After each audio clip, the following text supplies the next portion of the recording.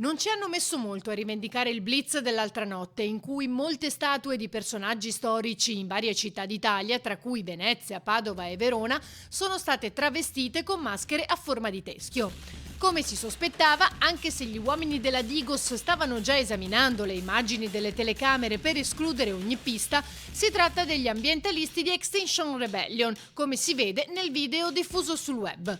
Gli ambientalisti, che già nel corso del G20 lo scorso luglio avevano alzato la testa in tutta Italia e a Venezia in particolare, con sit-in e flash mob alle porte dell'Arsenale, dove si erano riuniti i grandi dell'economia mondiale.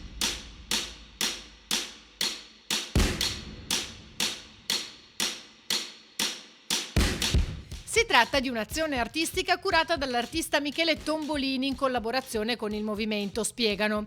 Il teschio, simbolo dei suoi lavori, qui assume un significato della morte del pianeta e dei rischi che sta correndo l'umanità.